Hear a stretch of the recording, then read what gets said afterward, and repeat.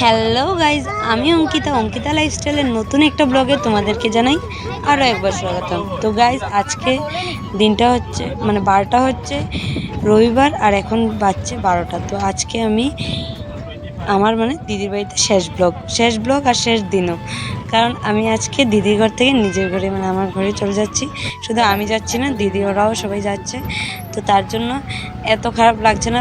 যদি না যেত, তখন আমি একা যেতাম, অনেক খারাপ লাগতো গাইজ। আর এই যে আমরা স্টেশনে এসে পৌঁছে গেলাম। আমি এসেছিলাম সেই ট্রেনেই যাওয়ার কথা ছিল, বাট ওই ট্রেনটা তো তোমরা দেখেছিলে এত নোংরা ছিল আর এত ভিড়, তার জন্য ওই ট্রেনে যাওয়াটা ক্যান্সেল হয়ে এই ট্রেনটা যাওয়ার কথা হলো। আর এই ট্রেনটা শুনেছি অনেক হালকা থাকে, এখন যাই না, গড নোস কী হবে। দেখতে থাকো ব্লগটা। তো গাইজ, আমাদের ট্রেন এসে পড়লো, তো ট্রেনে উঠে কথা হচ্ছে। তো গাইজ, ফাইনালি আমরা ট্রেনে উঠে আরামসে বসে গেলাম। আর আরাম বলতে এসে আরাম না, দেখো পুরো ট্রেনটা খালি গাইজ। কি বলবো, সিটের পুরো ডাব্বাটার মধ্যে কয়েকটা শুধু ইসেতে কী বলে এগুলোকে, সেটার মধ্যে কয়েকটার মধ্যে শুধু মানুষ ছিল, আর মানুষ ছিল না। আর দেখো ভিউটা কেমন লাগছে গেছে, আকাশটা অনেক সুন্দর। আজকে আসার দিন তো বৃষ্টি ছিল, আজকের সুন্দর, বাট গরম আছে। কিন্তু গরম থাকলে কিছু না, কারণ অনেক আমরা সিটের মধ্যে শুধু আমরাই ছিলাম, তো তার জন্য অনেক শান্তিতে আমরা এসেছি।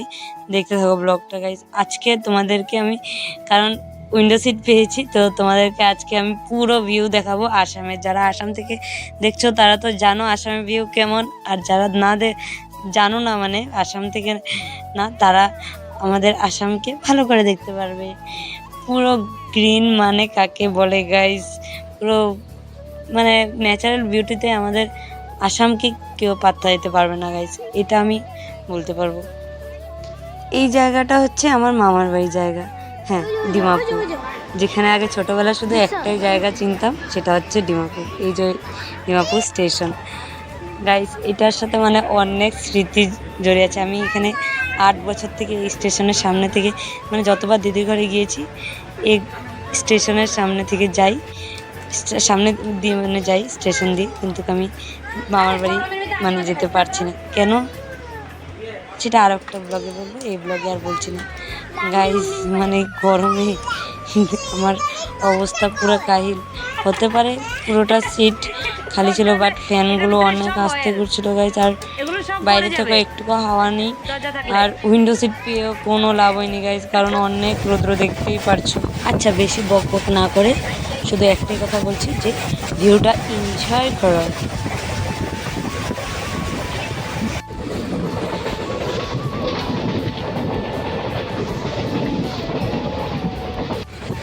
তো গাইজ, গাড়িটা যেমন ছিল সাফা, তেমনই ছিল ঢিলা। এত আস্তে যাচ্ছিল গাইজ, কি বলবো, বলে বোঝানোর মতো না। দেখতেই পারছো তোমরা, এত স্পষ্টভাবে দেখা যাচ্ছে সব। মনে হয় কী বলবো, মুখে শব্দ আসছে। তো গাইজ, এমন কষ্ট করতে করতে আমরা এসে পৌঁছে গেলাম লামডিং, আর শুধু অল্প সময়ের অপেক্ষা। 1 hour later.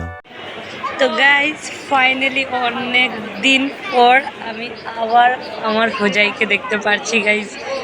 অনেক কি বলবো, এটা এক্সট্রা লেভেলের সুকুন।